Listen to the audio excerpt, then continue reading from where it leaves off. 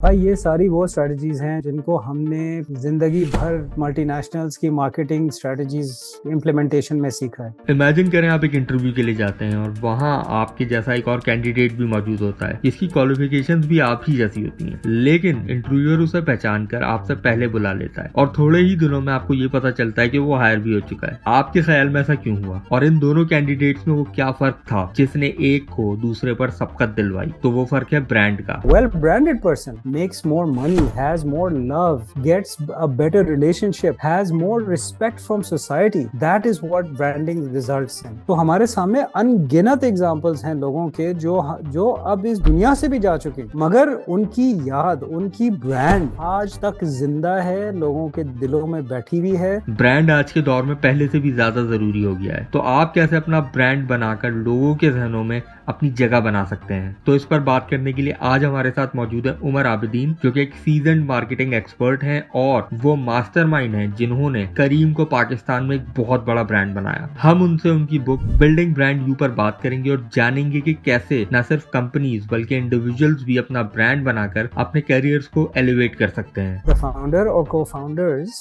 need to be well branded nowadays because again the competition for fundraising dollars has become extremely severe. अब आप मुझे बताइए कि एक बंदा है जो फॉर एग्जांपल अपनी फील्ड में सब्जेक्ट मैटर एक्सपर्ट माना जाता है, वो कॉन्फ्रेंसेज में जाके बोलता है, उसको लोग टिकट भेजते हैं कि सर प्लीज आ जाएं, हमारे दुबई में कॉन्फ्रेंस हो रही है, अमेरिका में कॉन्फ्रेंस हो रही है, ये टिकट ले, होटल ले, हम आपको स्टाइपेंड देंगे। अब वो बंदा खड़ा होकर बोलता है यार मैं सोच रहा हूँ एक स्टार्टअप करूं। 100 बंदे खड़े हो जाते हैं, सर क्या कर रहे हैं आप? हम हैं, हम आपको पैसे देंगे। तो मेरा नाम है हारिस खान और मैं जंग के मैदानों से लेकर आज के बिजनेसेस तक में मिलने वाले वॉर टाइम लीडरशिप और स्ट्रेटेजिक थिंकिंग के लेसन समझता और आपके साथ शेयर करता हूं। आप देख रहे हैं वॉर टाइम लीडर। तो अस्सलाम वालेकुम उमर साहब, कैसे हैं आप? बिल्कुल ठीक ठाक हारिस, थैंक यू। आपकी book building brand you is about personal branding और इसमें बताई गई इंसाइट्स को काफी शोहरत मिली, लोगों ने इसको काफी सराहा है। तो आप मुझे बता सकते हैं ये बुक लिखने के लिए आपको किस चीज ने इंस्पायर किया? यार बहुत अच्छा सवाल है।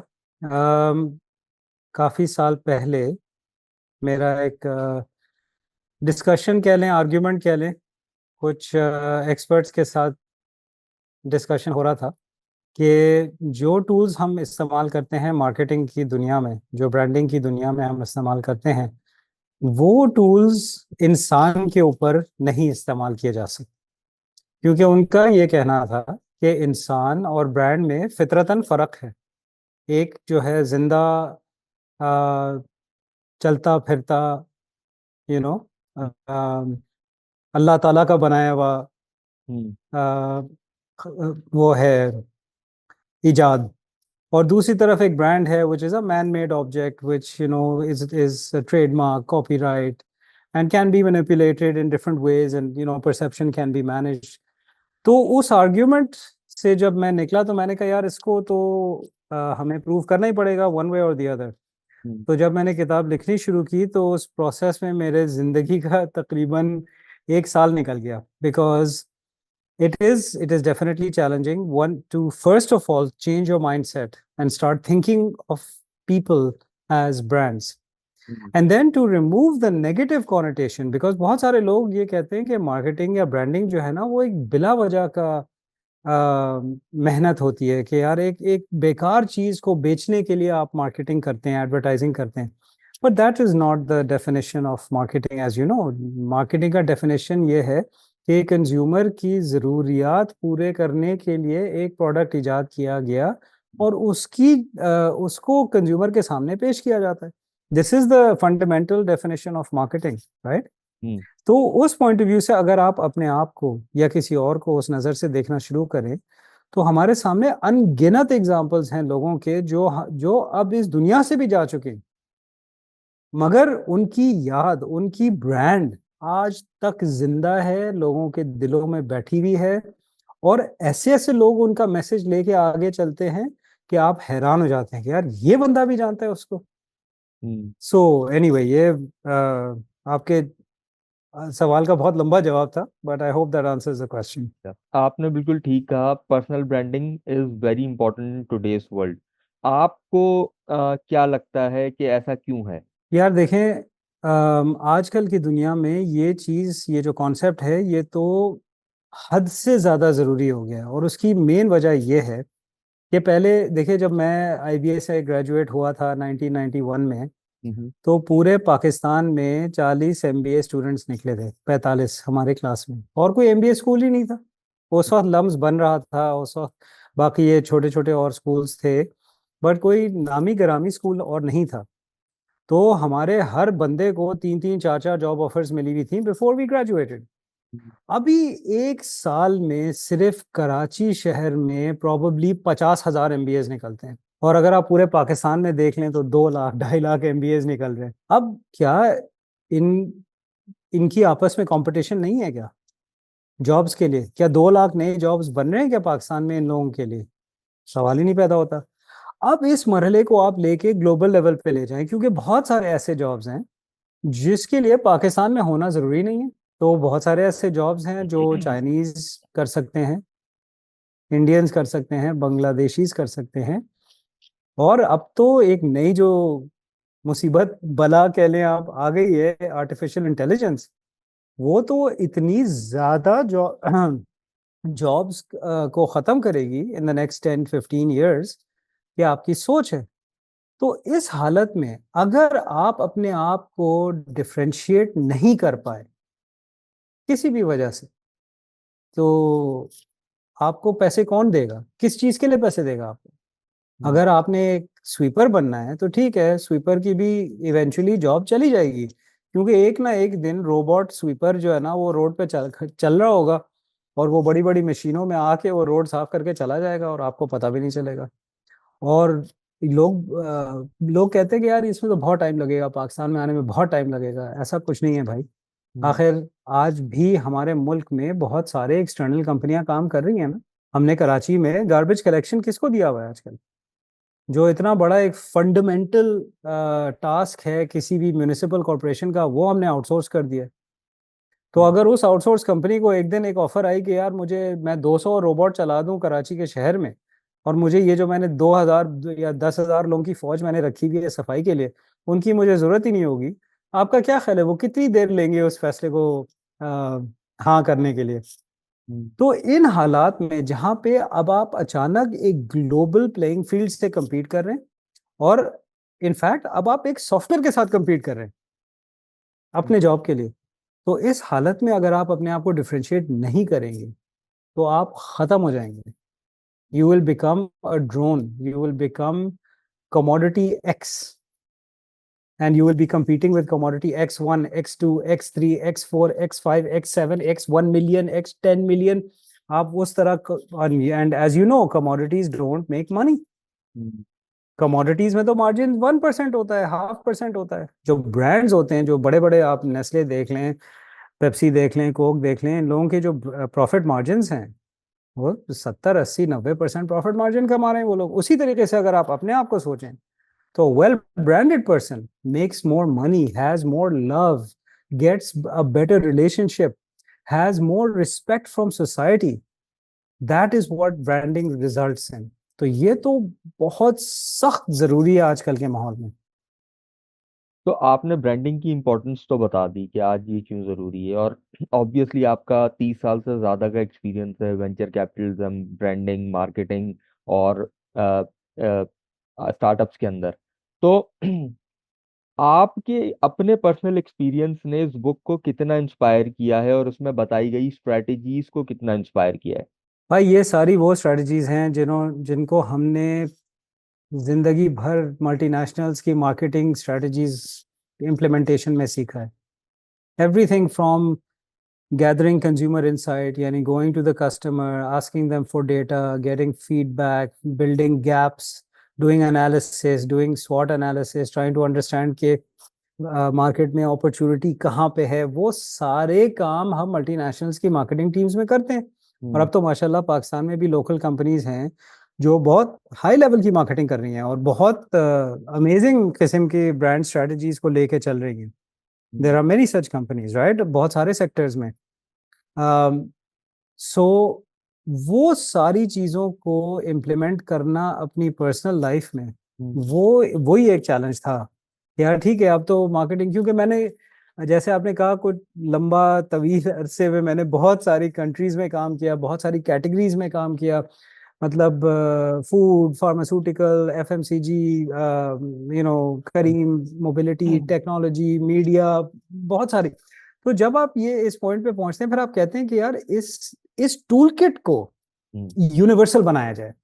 क्योंकि टूल किट आप इतनी ज्यादा आप फेमिलियर हो जाते हैं मुख्तलिफ टूल्स के साथ कि आप कहते हैं कि यार इस you should be able to use this tool kit everywhere. You should be like a master craftsman जो अपने टूल किट के साथ कोई भी ब्रांड बना सके।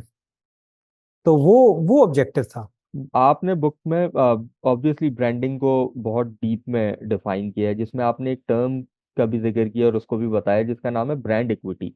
तो ये एक लेमैन के लिए तो एक जार्गन टाइप है, तो आप क्या इसको थोड़ा एक्सप्लेन कर सकते हैं, व्हाट इज ब्रांड इक्विटी? यार बहुत बहुत एक तरीके से मुश्किल सवाल है और एक तरीके से आसान सवाल है। मुश्किल इसलिए क्योंकि अगर आप यही सवाल जाके अभी गूगल में टाइप करेंगे ना, आपको 10,000 जवाब मिलेंगे गूगल से 0.01 सेकेंड्स में। हम्म। और वो इतने डिफिकल्ट और इतने कॉम्प्लिकेटेड और टेक्निकल जवाबात होंगे, क्योंकि ब्रांड इक्विटी का कॉन्सेप्ट अकाउंटिंग में भी यूज होता है, फाइनेंस में भी यूज होता है, और मार्केटिंग में भी यूज होता है, और वैल्यूएशंस में भी यूज होता है, स्टार्टअप्स में भी यूज होता है। हर जगह पे ब्रांड इक्विटी का मतलब कुछ और है। हम्म। तो जब हम अपनी पर्सनल ब्रांड इक्विटी की बात करते हैं, वो चीज है जो आपके साथ उठ के एक जॉब से दूसरे जॉब में जाती है। हम्म। यानी आपकी नॉलेज, आपके स्किल सेट, और आपकी बॉडी के ऊपर जो कपड़े हैं, वो hmm. That is your brand equity.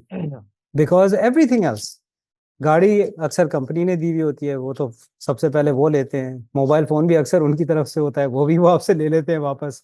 हम्म। अगर वो नहीं भी होता है तो वो आपसे वो ईमेल अपना हटवाते हैं अपने मोबाइल से। बहुत सारी वो आपके टेक्नोलॉजी के साथ पंगे करते हैं। फिर हम्म। जब आप दूसरी जगह जाते हैं, वहां पे आपको नया लैपटॉप मिलता है, उसके ऊपर आप फिर, मगर आपके दिमाग के अंदर और दिल के अंदर और आपके जो गुर्दे के अंदर जो आपने तजुर्बा हासिल किया होता है ना, वो एक्चुअली आपकी ब्रांड इक्विटी होती है। वो चीज जो है वो कोई आपसे ले नहीं सकता। हम्म। और उसकी जो वैल्यू है वो सिर्फ आप जानते हैं। तो अगर मैं इसको इस तरह से प्रेजेंट करूं कि आपकी एक इमेज आपके कंज्यूमर के या जिन लोगों से आप इंटरेक्ट करते हैं उनके माइंड में आपकी एक इमेज क्रिएट हो जाती है, क्या इसको ब्रांड इक्विटी कहा जाएगा? ये उसका बाय प्रोडक्ट है? So there are several different facets hmm. Of self image, ठीक है। हम्म। एक होता है डिजायर्ड सेल्फ इमेज, हम्म। कि जी मैं चाहता हूं कि मुझे लोग इस नजर से देखें, ठीक है। दूसरा होता है एक्चुअल सेल्फ इमेज, मुझे लोग कैसे देखते हैं। हम्म। और तीसरा होता है अननोन या सरप्राइज सेल्फ इमेज, जो आपको पता ही नहीं है कि लोग आपके बारे में समझते हैं। हम्म। और ये जो सेल्फ इमेज है, this is one aspect of your brand equity. The way that you are perceived hmm. comes across in the actual or surprise uh, self image that people have of you. So hmm. it's a complicated facet of discussion। और इसके अंदर मैं हमेशा लोगों से ये कहता हूँ कि देखें, आप समझते हैं कि आप बहुत बड़े जोकर हैं, बहुत बड़े, आप लोगों को बहुत मजा दिलाते हैं अपनी हंसी और अपने जोक्स के साथ। हम्म। आप ये जरूर चेक कर लें लोगों के साथ कि भाई क्या आपको वाकई, मतलब आप लोग लुत्फ अंदोज होते हैं, या आप मुझे देख के आपको आपको दिल में कुछ परेशानी शुरू हो जाती है कि यार ये बेवकूफ़ों वाली बात शुरू कर देगा। हम्म। क्योंकि आप समझ रहे हैं that you are the funniest person on the planet and everyone is thinking oh my God what an idiot this guy is. Hmm. Now forget even that, if your friends think you are very funny, right, hmm. But your boss thinks you are an idiot, फिर hmm. तो आपके लिए जो की consumer इस मामले में, क्योंकि कंज्यूमर आपको पैसे देता है, बॉस आपकी नौकरी के पैसे देता है ना। हम्म। तो अगर आपका जो कोर कस्टमर है वो समझता है कि आप गधे हैं, और आपके जो पेरिफेरल कस्टमर्स हैं वो समझते हैं यार तू A1 भाभी है, हम्म। तो आपका लॉन्ग टर्म में तो नुकसान ही होने वाला है। या तो आप अपना करियर चेंज करें, आप जाएं और कॉमेडियन बन जाएं और नेटफ्लिक्स पे जाके स्पेशल बनाएं और करोड़ों रुपए वहां से कमाएं। या तो आप ये देख लेना कि भाई ये मेरे कैरेक्टर और मेरे पर्सनालिटी का ये बहुत इंपॉर्टेंट हिस्सा है, हम्म। और मेरे इस जॉब में जो है ना, ये मुझे मुझे मनहूस नजरों से देखा जाता है। क्योंकि मैं हर वक्त जो है मैं मजाक करता रहता हूँ और ये कंपनी मेरे लिए सही नहीं है. So then change your job, but understand how you are being perceived and why. That is the critical piece of self image and why it's important. और अगर मैं आपसे ये पूछूं, जो कि वैसे तो थोड़ा मुश्किल होगा, लेकिन स्टिल, ब्रांड इक्विटी या आपके सेल्फ इमेज या आपके अपने परसेप्शन को किस तरह से मेजर किया जाए? यार बहुत अच्छा सवाल है. तो one of the ways to measure it is in monetary terms. Hmm. कि भाई 3 साल पहले मेरी तनख्वाह थी 50,000 रुपए. हम्म। ठीक है.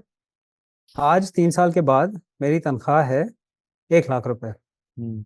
इन्फ्लेशन को अगर मैं निकाल दूं तो इन्फ्लेशन था 10% पर ईयर, तो वो बनता है तकरीबन 75,000 रुपए. तो हम्म। एक्चुअली मेरा जो इंक्रीज हुआ है सैलरी का वो 25,000 रुपए का हुआ है, विच इज अबाउट 33%. क्या ये काफी है? हम्म। अगर मैं किसी और को देखूं जो मेरे दोस्तों में से है जिसकी सैलरी फॉर एग्जांपल थी, तो हम दोनों ने 50,000 पे शुरू किया था, मगर वो अभी 2.5 लाख रुपए पे बैठा हुआ है. हम्म। सही है, उसी 3 साल में. तो हम्म। this is a very simple way to quantify whether your salary and your remuneration is keeping pace with your peers, and depends on how you define your peers, right? Hmm. So then you have to look at those peers and you have to say कि अच्छा यार इस बंदे ने क्या किया है जो मैं नहीं कर पाया. तो फॉर एग्जांपल उसने कोई सर्टिफिकेशन की है क्या, उसने जाके अपना दूसरा डिग्री, उसने एक और जाके मास्टर्स डिग्री पूरा कर लिया है, या उसने बहुत अच्छा इंटरव्यू प्रोसेस से गुजर के एक फॉरेन कंपनी के साथ काम करना शुरू कर लिया जहाँ पे बेस सैलरी 2 लाख रुपए. राइट. तो बहुत सारी वजूहत हो सकती हैं. तो उससे आपको लर्निंग ये मिलेगी कि यार मेरा my progress is okay, but it could be better. Now again this is very personal. For some people they will say no I am very happy with this, I don't want more than this. But for other people they can say no I don't want 2.5 lakh रुपए, मुझे तो 10 लाख रुपए कमाना है भाई. उसके लिए मुझे क्या करना है? तो उसके लिए सवाल था. फिर जब उसका जवाब आता है कि जी आपने जाके दुबई में नौकरी करनी है, या आप कोई बहुत अमीर लड़की से शादी कर लें, या अमीर लड़के से शादी कर लें, you know whichever department you are in, तो उससे भी आपकी आमदनी हो सकती है. इज्जत शायद अपनी नज़रों में थोड़ी सी गिर जाए, मगर कोई बात नहीं, आमदनी तो हो जाएगी ना. तो ये वही बात आ जाती है कि आप अपनी वैल्यूज और अपनी पर्सनालिटी टाइप को मद्देनजर रखते हुए अपने टारगेट सामने रखें. तो एक तो बात ये हो गई कि पैसों से आप क्वांटिफाई कर सकते हैं. दूसरा हो गया ट्रस्ट. आपके सर्कल में कितने ऐसे लोग हैं जिनके साथ आपकी 100% ट्रस्ट बेस्ड रिलेशनशिप है.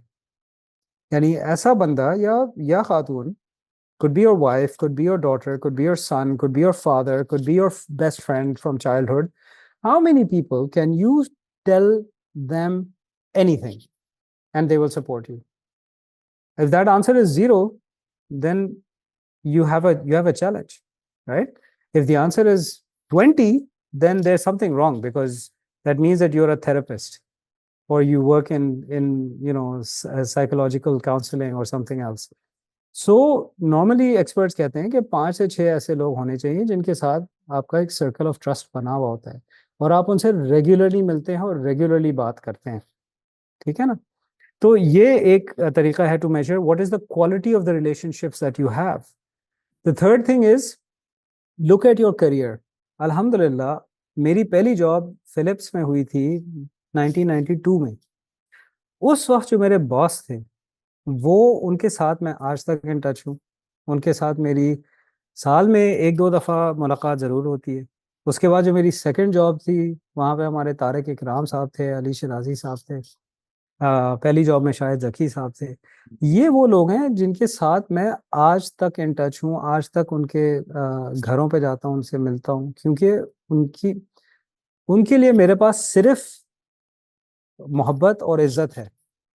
मगर अल्हम्दुलिल्लाह वो जो काम हमने साथ किया था 30 साल पहले, वो आज तक, मतलब काम तो किसी को नहीं याद ना कि क्या काम किया था, क्या रिजल्ट्स आए थे, मगर ये याद है कि how did we feel when we were working together. हालांकि उस वक्त तारिक इकराम साहब तो एमडी थे और मैं तो ब्रांड मैनेजर था, मगर हमें आज तक ये याद है the feeling of excitement, the thrill of doing something new and exciting. तो ये चीजें जो हैं, आप you can use this as a measure of how strong your brand equity is with individual people. So तो ये दो तीन तरीके तो आप फौरन ही आप मेजर कर सकते हैं. ये आपने बहुत इंपॉर्टेंट बात बताई इसको मेजर करने के लिए। मैं आपसे ये पूछना चाहूंगा कि आपने अपनी बुक में इस बात का भी जिक्र किया कि personal brand building can be challenging as well. तो वो कौन से ऐसे चैलेंजेस हैं जो किसी पर्सनल ब्रांड को फेस करने पड़ सकते हैं और उसको किस तरह से ओवरकम किया जा सकता है? यार मेरे ख्याल से जो सबसे बड़ा चैलेंज है वो ये है कि अपने आप को बेवकूफ़ बनाना. हम्म। वो कहावत है ना कि यार दुनिया को बेवकूफ़ बना लो, अपने आप को तो मत बनाओ. हम्म। सही है ना? तो हम, क्योंकि हमारी सेल्फ इमेज जो है वो हमारी ईगो के साथ, हमारे अना के साथ जुड़ी हुई होती है. हम्म। हमारे लिए ये सुनना या ये सहना कि लोग हमें किसी भी एरिया में A1 से नीचे समझते हैं, ये हमारे लिए बहुत मतलब मसला हो जाता है. हमें ऐसा लगता है जैसे किसी ने हमें छुरी मार दी है. हम्म। सही है ना? और खास तौर पे जब दोस्त लोग से आप पूछते हैं कि यार मुझे एक्चुअल फीडबैक दो, पहले तो दोस्त कहेंगे छोड़ना यार क्या फालतू बातें कर रहा है. मगर आपने अगर उनको कॉर्नर कर लिया, घेर लिया और आपने उनसे सच निकलवा लिया, हम्म। तो एक ना एक ऐसी बात बता देगा कि आपको ऐसा लगेगा जैसे उसने उसको आपको थप्पड़ मार दिया. आप कहेंगे अबे तू मेरे बारे में ये सोचता है? कहता है भाई तूने पूछा था तो मैंने बता दिया. अब चैलेंज ये है कि आपकी अब तलखी हो जाएगी, हम्म। अच्छी खासी दोस्ती की वाट लग सकती है. अब ये आपके ऊपर है. सबसे पहले काम आपने ये करना है कि आपने उस बंदे का शुक्रिया अदा करना है. यार भाई, तेरी मेहरबानी कि तूने मुझे बताया कि मैं जो ये बेतुके जोक्स मारता रहता हूँ हर वक्त, ये कुछ लोगों को बहुत बुरे लगते हैं. अब मैं, अब ये मेरे ऊपर है कि मैं या तो अपने आप को तब्दील करूं, हम्म। या मैं अपने आप को इस सिचुएशन से तब्दील करूं. हम्म। क्योंकि अगर ये सिचुएशन मेरी पसंद की है तो ये फिर मैं ये हरकत छोड़ दूं. हम्म। यार हर वक्त 24 घंटे जोक नहीं, कभी फ्राइडे की शाम को जब दोस्त लोग बैठे हैं तो आपने जोक्स का सेशन लगा दिया. बट ऑफिस में काम की बात करें, stay focus on the work. कभी कभार कोई हल्का फुल्का मजाक कर लिया तो ठीक है, but try to modify your behaviour. क्योंकि देखिए पर्सनालिटी चेंज नहीं होती है. अगर एक बंदे की जोकर पर्सनालिटी है and he likes to make jokes and he likes to have fun, personality को चेंज नहीं किया जा सकता. जो चेंज किया जा सकता है वो बिहेवियर है. कि जी ठीक है, मैं I will behave in a certain way so that I can maximise my brand equity in this environment, or I will change the environment. Hmm. सही है ना? तो one way or the other, if you don't know, तो आप ये कैसे सही कर सकते हैं, ये फैसला सही कैसे कर सकते हैं आपके मुझे कहाँ जाना है. हम्म। सही है ना? सो इसलिए सबसे बड़ा चैलेंज ये है कि आपको एक तो लोग सच बताएंगे नहीं, और अगर आप बताएंगे तो आपको बुरा लग जाएगा.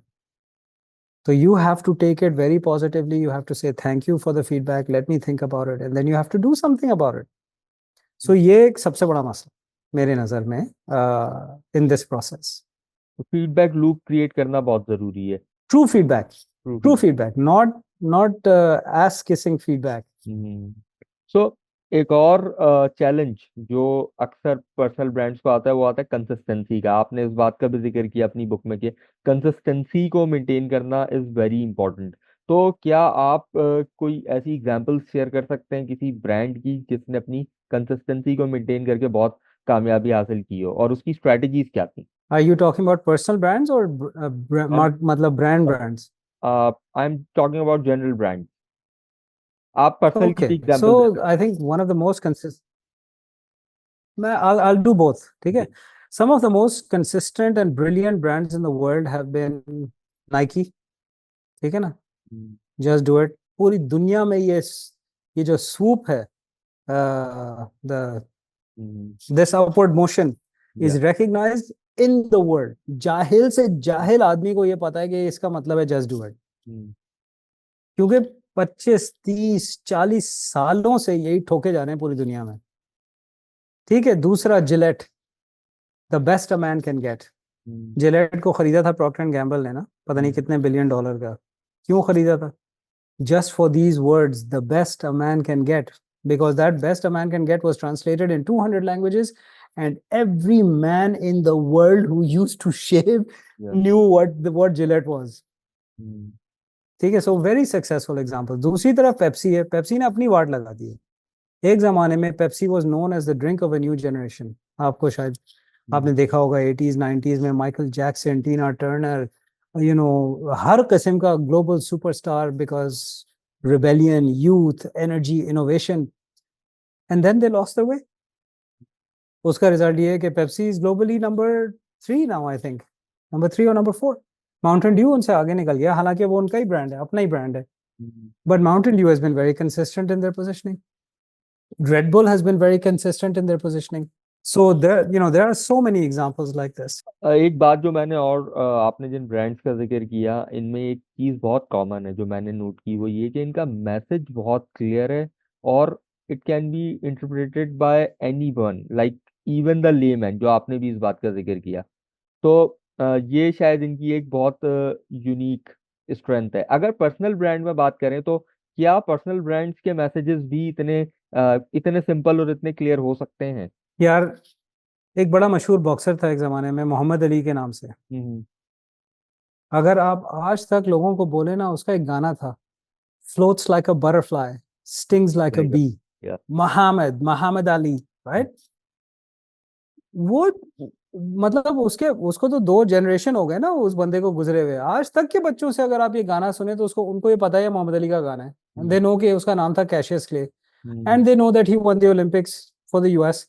और वो बेचारा इतना बेजार हुआ था वापस आके रेसिज्म को फेस करके कि उसने अपने गोल्ड मेडल को उठा के दरिया में डाल दिया था कि क्या मुसीबत है, लानत है इस मुल्क के ऊपर, जिसके लिए मैं गोल्ड जीत कर आया हूँ। ठीक है, अब इस बंदे को तो 50 साल हो गए ना कुछ किए हुए।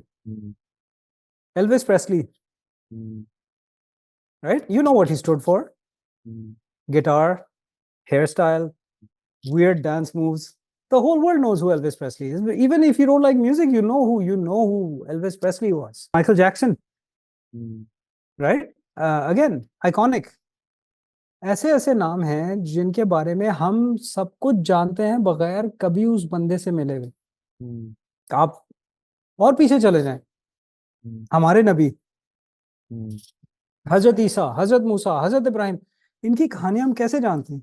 Because their messaging and their communication was so strong, the story telling was so strong कि, कि कुछ लोगों को तो 5000 साल पुरानी स्टोरी है हजरत इब्राहिम की, मगर आज तक अरब अरब से ज्यादा लोग जो हैं वो दुआ करते हैं कि अल्लाह मुझे हज के लिए ले जाए। So just quite amazing, right? That's the power of story. Okay, so आपने ब्रांड कंसिस्टेंसी की बात की। Obviously personal brands are, in today's fast paced world, you have to collaborate with other people, sponsors के साथ भी काम करना पड़ता है अपने आप को, और भी डिफरेंट एंटिटीज हैं जिनके साथ काम करना पड़ता है, तो उनके अपने प्रेशर्स होते हैं। तो पर्सनल ब्रांड किस तरह से अपनी ब्रांड आइडेंटिटी को मेंटेन करते हुए इन प्रेशर्स को मैनेज कर सकता है ताकि कॉन्फ्लिक्ट बहुत क्रिएट अच्छा सवाल है, बहुत अच्छा सवाल है। देखिए, हर ब्रांड, हर आदमी के ऊपर शॉर्ट टर्म प्रेशर्स होते हैं, हो? हर आदमी के ऊपर। इसका जो बेहतरीन एग्जांपल है वो अनफॉर्चुनेटली पाकिस्तान में जो करप्शन का जो प्रॉब्लम है, हम्म। हर बंदा ये कहता है कि यार मैं गरीब हूँ, हम्म। मुझे रिश्वत लेने की जो है ना इस वजह से इजाज़त है। हम्म। ये अल्लाह ताला ने मुझे आजमाइश में भी डाला है, हम्म। मगर साथ साथ मुझे जरिया रिस्क भी दिया है। हम्म। और मैं कौन होता हूँ इस रिस्क को ठुकराने वाला? हम्म। Excuse me. हम्म। हालांकि रिश्वत लेने वाला और देने देने वाला हम्म। दोनों जहन्नुमी करार दिए गए, ठीक है ना? So we are always facing short term pressures. Now the important thing is, for example, Careem के पास एक हमेशा का चैलेंज था कि हमें ग्रोथ चाहिए थी, ग्रोथ, ग्रोथ हर वक्त, growth in customers and growth in captains. तो उस ग्रोथ के चक्कर में हम मार्केटिंग के बहुत सारे कैंपेन्स चलाते थे, हम्म। उसमें अक्सर जो है वो थोड़ी सी बैकफायर कर जाती थी या मिसफायर कर जाती थी। उसके लिए जो है करीम हाथ जोड़ता था, माफी मांगता था कि अब जो भी नाराज हो गया कि भाई हमें माफ कर दें, हमारा इंटेंशन किसी को नाराज करना नहीं था, हम तो ऐसे ही मजाक कर रहे थे। हम्म। अब क्योंकि करीम का पर्सोना ऐसे एक यंग आदमी जो हर वक्त मजाक करता रहता है, आपका भाई भी है, आपको कभी लेट डाउन नहीं करेगा, मगर बहुत मजाकिया मिजाज का बंदा है। हम्म, तो इसलिए हमारे कस्टमर जो थे वो हमें जब नाराज भी होते थे ना, कहते थे अरे करीम तुमने फिर भंड मार दिया है हम्म, यार, ये क्या किया है तुमने यार, ये क्यों किया यार। अच्छा, और कुछ कस्टमर जो है वो हंसते थे, कुछ कस्टमर कहते थे कि यार ये तो है ही ऐसे, ये तो हमेशा यही करते रहते हैं, और कुछ लोग नाराज हो जाते थे। तो नाराज वालों को हम हाथ जोड़ते थे और लोग माफ कर देते थे। तो हम तकरीबन 2 मिलियन ऐप डाउनलोड से हम चले गए थे 20 मिलियन ऐप डाउनलोड्स पे। एक जमाने में Careem was the most downloaded app in Pakistan, you know. So depend करता है कि आपने अपने ब्रांड को किस तरीके से सेटअप किया है, उसका आर्किटेक्चर क्या है, उसकी पर्सनालिटी क्या है, वैल्यूज क्या है। तो उसकी वजह से कुछ बिहेवियर जो है लोग माफ करने के लिए तैयार का वो हो जाते हैं, और कुछ पे लोग जो है बहुत सख्त नाराज हो जाते हैं कि नहीं यार ये आपको नहीं करना चाहिए। अभी ये जो क्राउड स्ट्राइक कंपनी ने जो बोंगी मारी है, हम्म, जो सारे दुनिया के एयरपोर्ट्स को उन्होंने खड़ा कर दिया, और जो ब्लू स्क्रीन ऑफ डेथ जो आ गया था, लोग अभी तक यूएस में they are dealing with flight delays. Do you think CrowdStrike will survive this?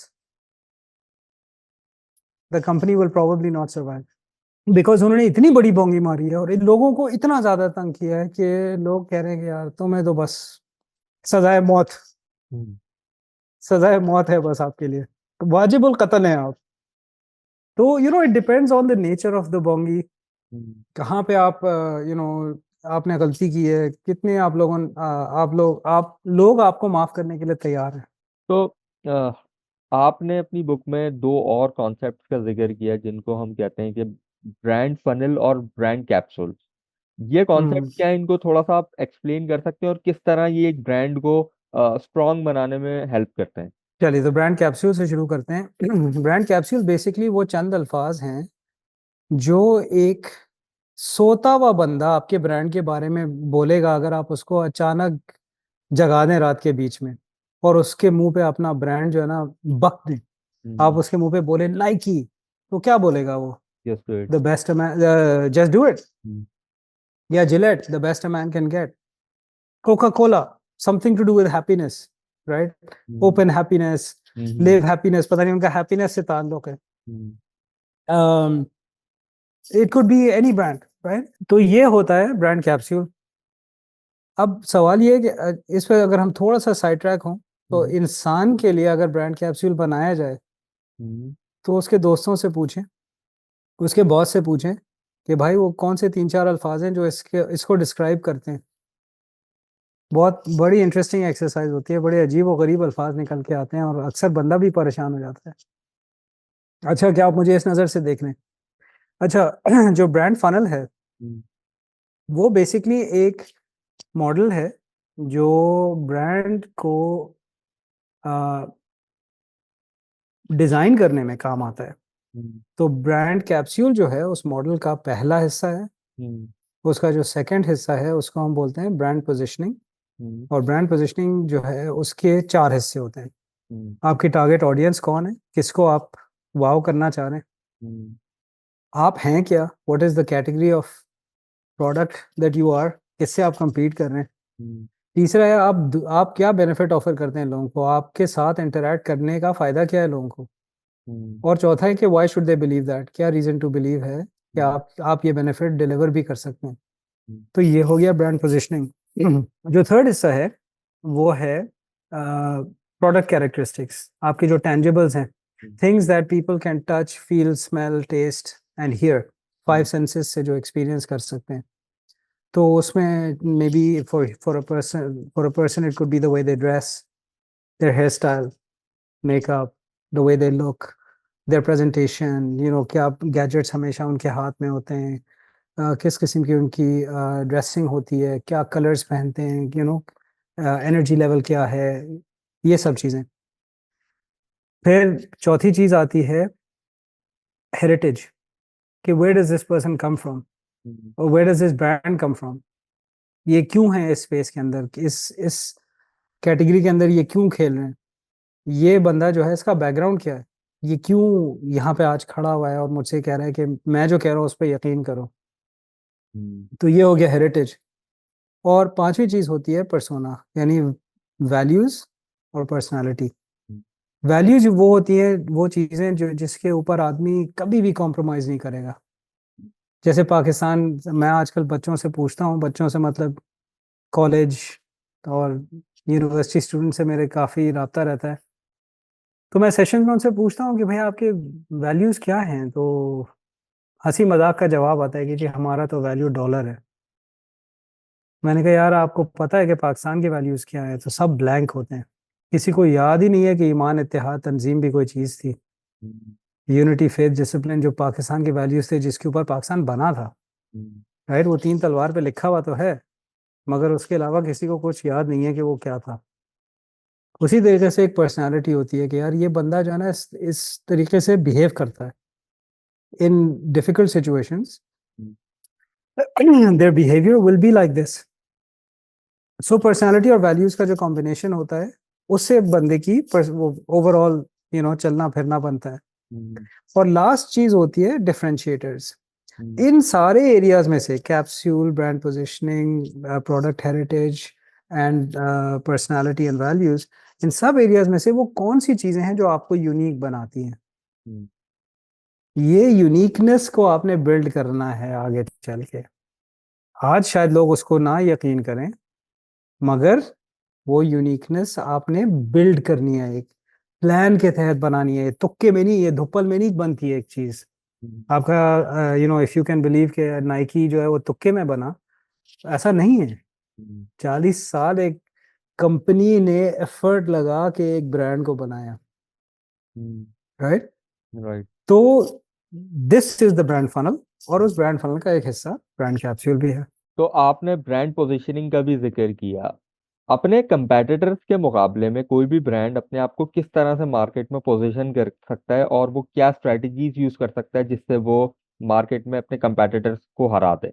सो देखिए, 5-6 tried and tested strategic alternatives होते हैं। हम्म, सबसे जो मेरे हिसाब से बेहतरीन एग्जांपल है वो ये है कि अगर आप नंबर वन हैं किसी फील्ड में, हम्म, तो प्लीज़ अपने आप को इस्टेब्लिश करके नंबर वन ही रहें, अपने आप को नंबर वन से गिरने ना दें। हम्म, ठीक है। अब नंबर वन होना एक फील्ड में, इसका क्या मतलब है? कि you are regarded as a subject matter expert by your peers, by your friends. People reach out to you for your opinion. They tag you on LinkedIn posts, they tag you in different places कि भाई आप फलानी चीज़ पे comment दें। और आपको इस तरीके से पता चलता है कि आप अपनी फील्ड में नंबर वन नहीं तो आप टॉप लोगों में समझे जाते हैं। ठीक है। दूसरा तरीका ये होता है कि आप जो नंबर वन है उसको आप अटैक करना शुरू कर दें डायरेक्टली, हम्म। जो मेरे हिसाब से बहुत ही खतरनाक और मेरे हिसाब से काफ़ी कमज़ोर तरीका है, स्ट्रैटेजी है। लाइक उसकी डेविड एंड वजह यह गोलायत। है, नहीं, डेविड एंड गोलायत तो देखिए कहानी बताने तक तो खैर है, और उस वक्त तो डेविड के साथ तो अल्लाह ताला की स्पेशल मदद थी। आप तो ये नहीं काउंट कर सकते ना कि फरिश्ते आके आपके हाथ का पत्थर जो है उठा के आपके दुश्मन के आंख पे जाके मार दें, ऐसी तो हम्म, मतलब अमूमन अंधी नहीं लगी होती है, क्योंकि हम खुद फरिश्ते तो हैं नहीं। हम्म, तो जब आप किसी को डायरेक्टली अटैक करते हैं, और ये अनफॉर्चुनेटली पाकिस्तान में होता है, हम्म, काफी लोग जो है ना एक दूसरे को डायरेक्टली पर्सनल होके बुरा भला कहना शुरू कर देते हैं, हम्म, बगैर देखे हुए कि सामने वाला कौन है, उसकी क्या बैकग्राउंड है, क्यों ये इसने जो बात की है वो क्यों बात की है। बस बिंदास होके हमला आवर हो जाते हैं। And this is extremely stupid, because इस किस्म की कुश्ती में कोई भी नहीं जीतता है। हम्म, वो दूसरा बंदा तो शायद आपसे हट जाए, पीछे हो जाए कि यार भाई तू कौन है, भाई क्यों मुझसे मुंह हम्म, लग रहा है? जुमा जुमे तुम्हें 8 दिन हुए नहीं, अब कुछ तो तुमने सीखा नहीं है जिंदगी में, हम्म, और तुम मेरे ओपिनियन को इस तरह अटैक कर रहे हो जैसे तुम्हें किसी ने कोई खास हक दिया है कुछ बदतमीजी करने का। यू नो हम्म, अगर तो वो उतारा है मैदान में, तो शायद वो आपको बेइज्जत करके छोड़ दे। हम्म, तो इस तरह लोगों को अटैक करना या ब्रांड्स को अटैक करना अपनी मेरे हिसाब से कमज़ोर स्ट्रेटजी है। मगर लोग ये जो कमज़ोर लोग होते हैं ना, जिनके अंदर खुद कोई यूनिकनेस नहीं होती है, वो ये ट्राई करते हैं, वो कहते हैं कि यार नहीं, मैं इसको जो है ना डायरेक्ट इससे डायरेक्ट पंगा लूंगा, मैं देखता हूँ क्या होता है। क्या होगा, ये दो दो कदम नीचे ही आएगा ना, या मैं 2 कदम ऊपर आ जाऊंगा इससे लड़के। तीसरी स्ट्रैटेजी होती है what we call turning the tables.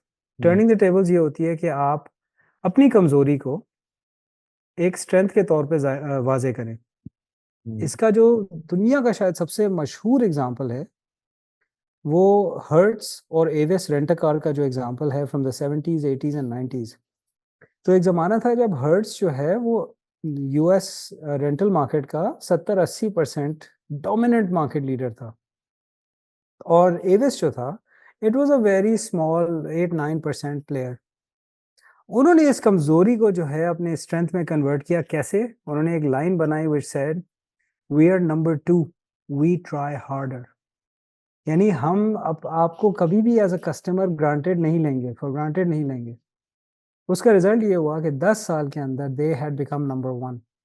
अब जब वो नंबर 1 हो गए तो वो ये तो नहीं कह सकते कि we are number 2, we try harder. तो उन्होंने वी आर नंबर 2 हटा दिया, बट वी ट्राई हार्डर जो है उनकी इक्विटी का हिस्सा बन चुका था। तो वो जो है they were unable to move that, right. So this is called turning the tables, अपनी कमजोरी को स्ट्रेंथ में कन्वर्ट करना।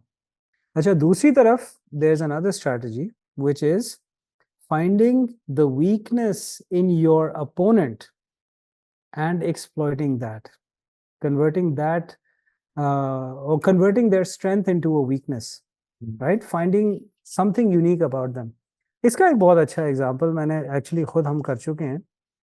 मैं एक कंपनी के साथ काम कर रहा था लाहौर में, और ये बिस्किट कंपनी थी, और इनका बहुत सालों से इनकी नीयत थी कि जो पाकिस्तान में जो सबसे बड़ा बिस्किट है उसका नाम है सुपर, ठीक है, बहुत ही बड़ा ब्रांड है, और टोटल बिस्किट कैटेगरी का शायद आधी वॉल्यूम जो है वो सुपर रखता है अपने पास, मतलब massive brand, and in fact one of the only brands actually in the biscuit category in Pakistan in my opinion. तो उसको अगर आपने टारगेट करना था तो 2001 से लेके 2010 तक तकरीबन 7-8 कंपनियों ने सुपर को डायरेक्ट हिट करने की कोशिश की। उन्होंने एक सुपर नुमा बिस्किट बनाया, एग्जैक्टली वही चीज, वही टेस्ट, वही फ्लेवर, वही सब कुछ, और वो पिट गया। क्योंकि लोग कहते हैं कि भाई अगर तूने मुझे सुपर ही बेचना है तो मैं सुपर क्यों छोड़ूं, सुपर तो सुपर है, राइट। हम लोगों ने बहुत सारी रिसर्च की, हमने तकरीबन साल लगाया, एक नया प्रोडक्ट डेवलप किया बेस्ड ऑन कंज्यूमर इनसाइट, और वो था एक सुपर नुमा बिस्किट जिसके अंदर थी इलायची। तो हमने लॉन्च किया एक प्रोडक्ट जिसका नाम था स्पेशल, क्योंकि आपको पता है पाकिस्तान में कोई भी चीज स्पेशल होती है उसमें इलायची डाल देते हैं। स्पेशल बिरयानी होती है तो उसमें इलायची होती है, स्पेशल चाय होती है तो उसमें इलायची होती है, स्पेशल जर्दा होता है तो उसमें इलायची होती है।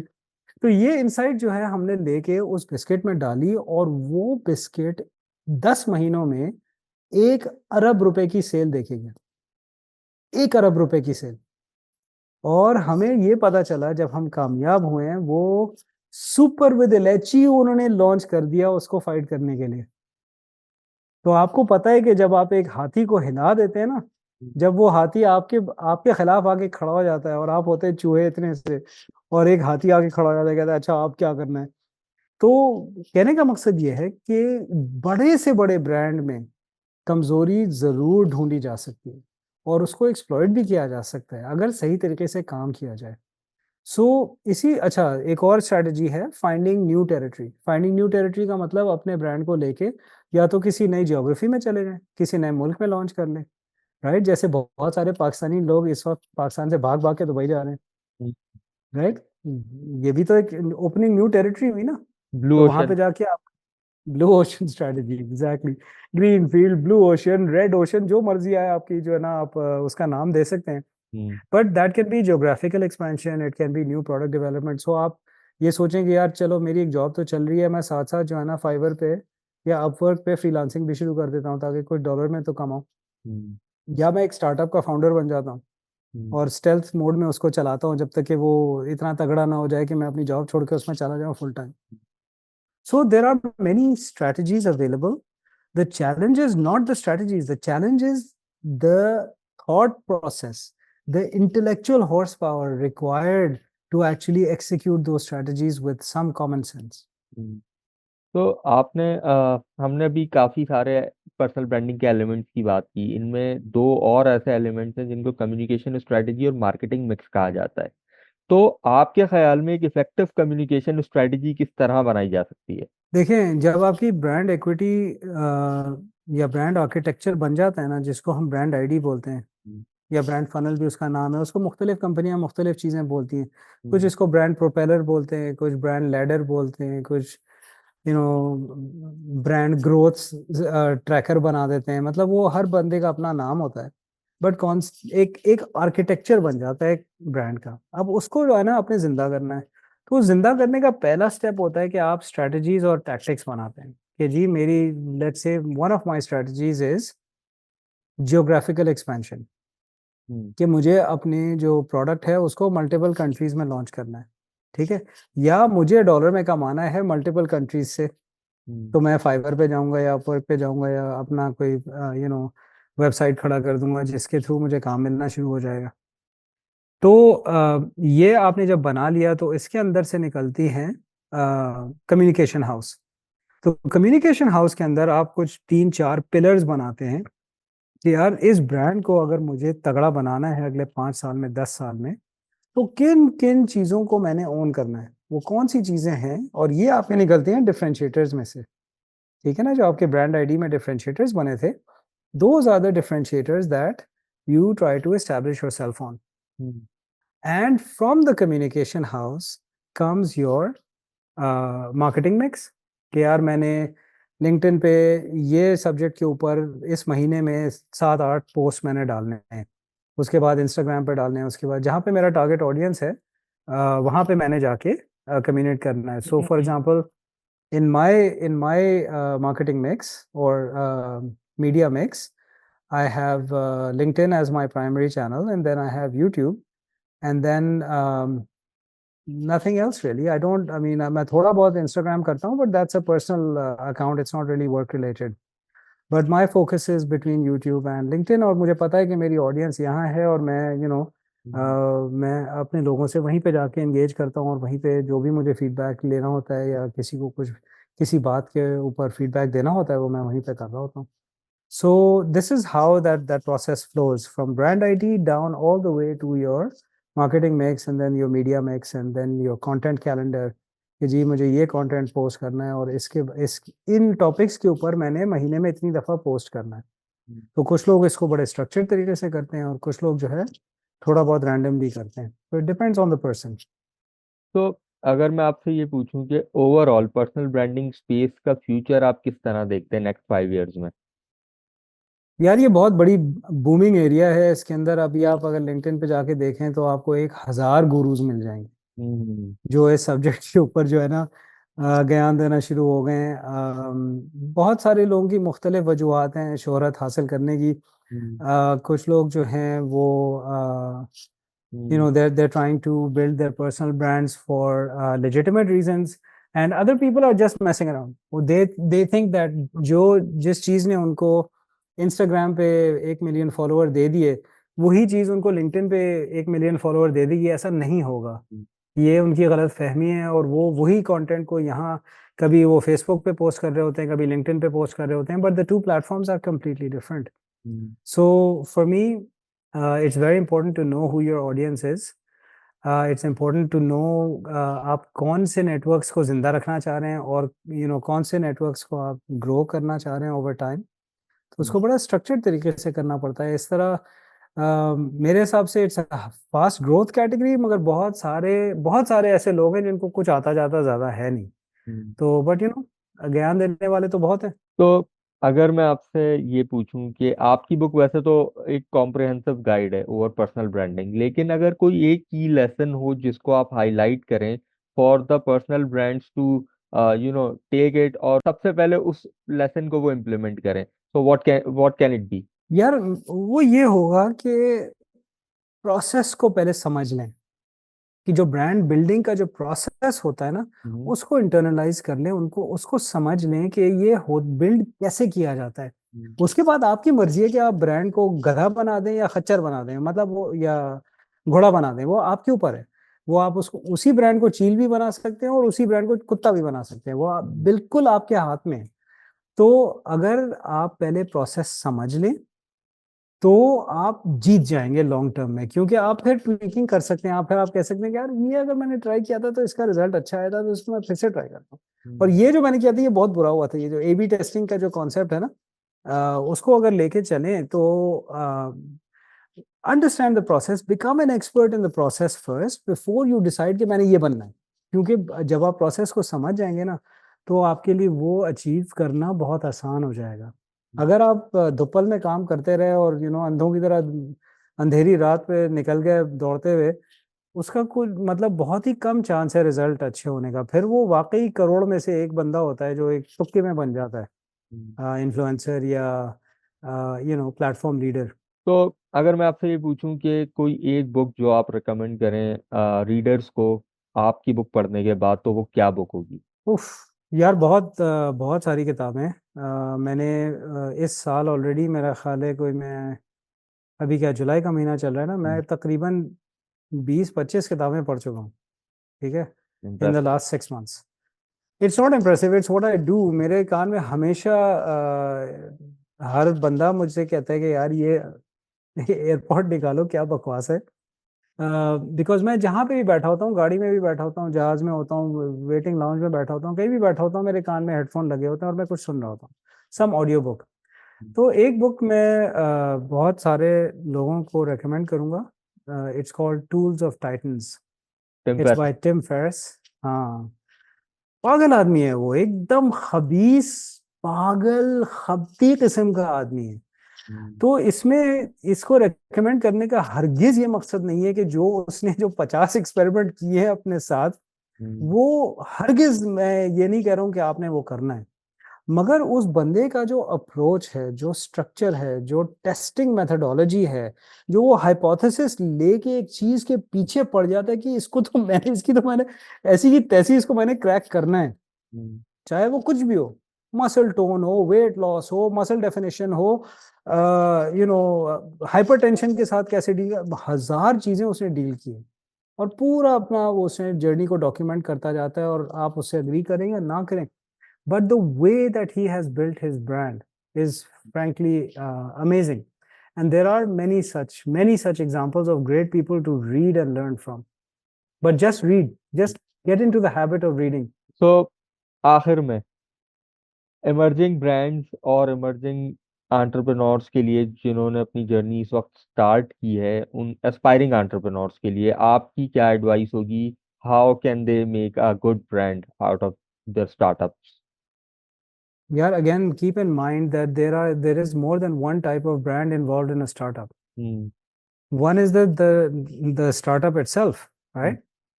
And the second is the founder, hmm. because the founder or co-founders need to be well branded nowadays, because again the competition for fundraising dollars has become extremely severe. अब आप मुझे बताइए कि एक बंदा है जो फॉर एग्जांपल अपनी फील्ड में सब्जेक्ट मैटर एक्सपर्ट माना जाता है, वो कॉन्फ्रेंसेज में जाके बोलता है, उसको लोग टिकट भेजते हैं कि सर प्लीज आ जाएं, हमारे दुबई में कॉन्फ्रेंस हो रही है, पोर्चुगल में कॉन्फ्रेंस हो रही है, अमेरिका में कॉन्फ्रेंस हो रही है, ये टिकट ले, होटल ले, हम आपको स्टाइपेंड देंगे। अब वो बंदा खड़ा होके बोलता है यार मैं सोच रहा हूँ एक स्टार्टअप करूँ। 100 बंदे खड़े हो जाते हैं, सर क्या कर रहे हैं आप, क्या सोच रहे हैं, हमें बताएं ना, हम हैं ना, क्या मसला क्या है, आप बताएं ना, जो मतलब इधर उधर देखने की जरूरत ही नहीं है, हम हैं, हम आपको पैसे देंगे। और दूसरा एक बंदा है जो बिल्कुल खामोशी से सर झुका के काम करे जा रहा है, अनलेस कि वो इलॉन मस्क टाइप का कोई आदमी हो जो ब्रिलियंट हो। मतलब Elon Musk, whether you like Elon or not doesn't matter, you cannot deny that he's a brilliant marketer, he's a brilliant brand builder, सही है ना। तो उसी तरीके से जो आप स्टीव जॉब्स देखें, again brilliant marketer, right. Steve Jobs as a person was not a nice guy, he was not a pleasant person, but वो क्या लेगेसी छोड़ के गया है भाई, अपनी कंपनी से निकाला हुआ बंदा, इतना अनप्लेजेंट आदमी था कि उसको अपनी कंपनी से निकाल दिया बाहर उन्होंने। फिर उसके बाद हाथ जोड़ के वापस भी लेकर आए कि भाई खुदा के वास्ते वापस आ जाओ, वो एक अलग बात है। But again, understand that the need to build your brand as a co-founder or founder of a business is as important as building a business, because एक चीज का याद रखें, लोग ये सोचते हैं कि मैं तो एक कंपनी बनाऊंगा और जिंदगी भर इसमें काम करूंगा और फिर मर जाऊंगा, मुझे सखी हसन में गाड़ देंगे ये और मेरी तख्ती के ऊपर मेरे ब्रांड का लोगो लगा हुआ होगा। ऐसा थोड़ी होता है भाई। आप एक कंपनी शुरू करते हैं, 3 साल के बाद फेल हो जाती है, फिर आप दूसरी शुरू करते हैं। अगर आपने अपना पर्सनल ब्रांड नहीं बनाया होगा ना, तो लोग कहेंगे अच्छा you are the loser who shut down that company. अगर ये 2-3 दफा हो जाए, चौथी दफा जाके अब आप क्या पैसे मांगेंगे किसी से कि जी मैं तो 3 दफा फेल हुआ हूँ। But you have to convert your failures into learnings and build your personal brand around that. I have failed many times. मैं तो इतना बड़ा मतलब अपनी ज़िंदगी में ज़्यादतियाँ कर चुका हूँ अपनी फैमिली के साथ। मुझे तो अपना घर बेचना पड़ गया था ब्रांड फेलियर की वजह से। कंपनी मेरी बंद हो गई थी और मेरे जो कर्जात थे वो ख़त्म ही नहीं हो रहे थे। तो मेरी बेगम, अल्लाह ताला उनको हमेशा खुश रखे, उनका नहीं भाई, ये कर्जे में रहना तो हमारे लिए नाकाबिले बर्दाश्त है, आप घर बेचें। तो मैं तो बहुत खुशकिस्मत था कि बेगम भी आज तक है, और उस घर बेचने के बाद 2-3 साल के बाद मुझे अल्लाह ताला ने मौका दिया तो मैंने दूसरा घर दिलवा दिया बेगम को। बट ये कदम भी मैं ले चुका हूँ।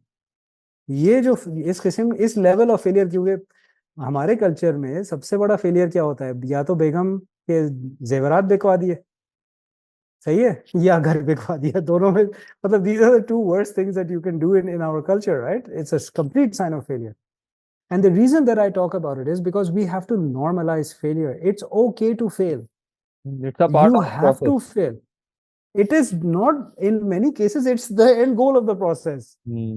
Failure, failure, failure, failure, failure, failure, failure, success. इस तरह होता है। Most people don't get up and start one thing. वो मार्क जकरबर्ग हर कोई नहीं होता कि पहली कंपनी खड़ी की और फेसबुक बन गई वो अचानक। सही है ना? Again Mark Zuckerberg also not a nice guy, right? But what a brand. Everyone on the planet knows Mark Zuckerberg. सही है Right. ना? So it's it's okay to fail, but remember that when you are failing you should be building your personal brand, ताकि जब आप 5वीं दफा investor के पास जाएं, इन्वेस्टर बोले हाँ यार तुमने वाकई कुछ सीखा है, इस दफा जो तुमने चीज बनाई है ना वो अब मुझे मजा आ रहा है, अब पता चल रहा है तुम्हारी टीम भी तुम्हारे साथ है, तुम्हारे वही लोग हैं, तुम्हारे बैकर भी वही हैं, तो चलो भाई ये लो पैसे, बिस्मिल्लाह करो। इसलिए पर्सनल ब्रांडिंग जरूरी है। तो ये लोग जो है ना, this is very very important for people to understand. Umar Saab, thank you so much for your time. It was such a learning experience for me. Haris भाई, मुझे अंदाजा हुआ है कि आपने मेरी किताब को जो है ना फ्रंट टू बैक चाटा हुआ है, तो मैं आपसे शुक्रिया अदा करता हूँ कि आपने इतना वक्त लिया और किताब को पढ़ा और उसको समझा, और उसमें से सवाल निकाले। I hope that your watchers and viewers enjoy this. मुझे हमेशा ऑब्वियसली इस टॉपिक पे बात करने का बहुत शौक है, मज़ा भी आता है। So thank you very much for inviting me, I really appreciate it. You're welcome.